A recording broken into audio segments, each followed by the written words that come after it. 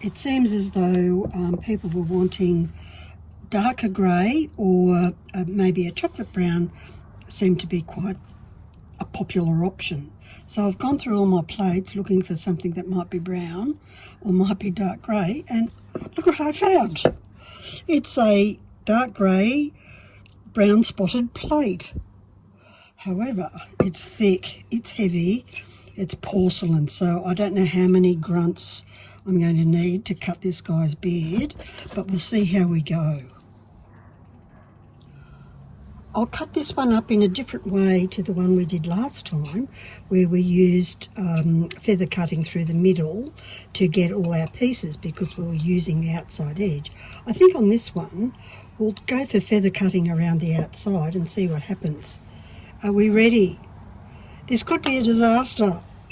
Or, no, I shouldn't say that. We don't have disasters now. We have learning opportunities. Okay, so ready? Grunt. Oh, not too bad. Actually, that's great. Right, so I'm going to do the feather cutting, and what I'm doing is actually sitting this into the top of this screw here, so it's sort of relaxed in there, and it sort of does roughly the right shape. And a good length for me to play with, because I don't like small pieces. So I'll go all the way around the edge like that. Round 2, we always know that round 2 is cut off the crests. So we're cutting off the crests of the waves that we made to get all our tears. Oops, no, there's a grunt-worthy one. Oh, might have to go a bit further. Crests of waves, wherever you see a crest of a wave, chop that off, because we end up with these perfect pieces, which are going to be great for his beard. If I was making a big bird, also fantastic. I'm getting excited now. I was a bit disheartened because I couldn't get the right one for the beard, but it also fits in with the spotty theme of the spotted shirt and the spotted brim of the hat. So we now have a spotty beard. I'll keep doing that and we'll come back to the next step when we're ready.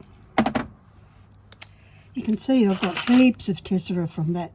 Well, it's just the rim of that little plate. That's like a side plate, quarter plate, bread and butter plate, whatever you want to call those plates.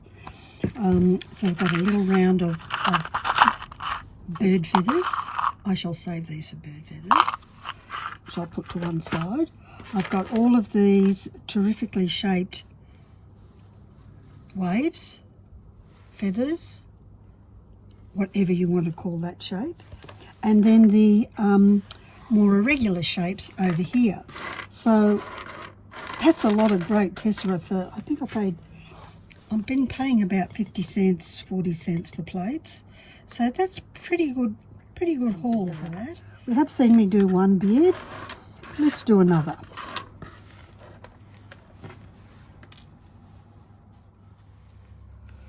Now we're ready to start gluing his beard on, and I'm hoping you can see it really well and imagine you're just looking over my shoulder as we do this. And it's a matter of just gluing on those bits that you want in special places first. Say here, because I want to be sure I've got a nice little bit here between his shoes. He's got a very long beard. Then we want the beard to sort of flow around here. Well, these are his eyebrows, I guess, covering up his eyes, and then down to here, so it'll be down and around. And we just glue as we need them to go, and have our wheel nippers handy in case we need to nip a bit off. It will happen. These just don't magically fit together. They do a pretty good job though. So remember to leave enough room for your grout, and also make sure nothing's touching,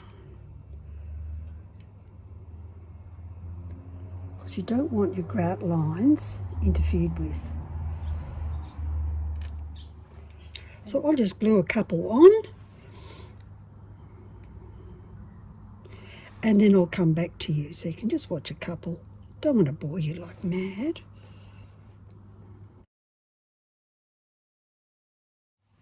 And really easy with these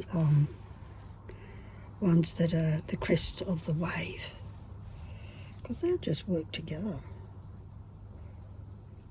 And if they don't, straight away, just pull them off and recut them. So you can see I'm just going to bring that straight down here. Try to make them different sizes. Oh, you don't want it too much symmetry in this. We're working with crockery. Here he is all done, all glued up, and now all I have to do is wait for him to cure, and then we can get into the grouting. So it'll be a couple of days. See you then.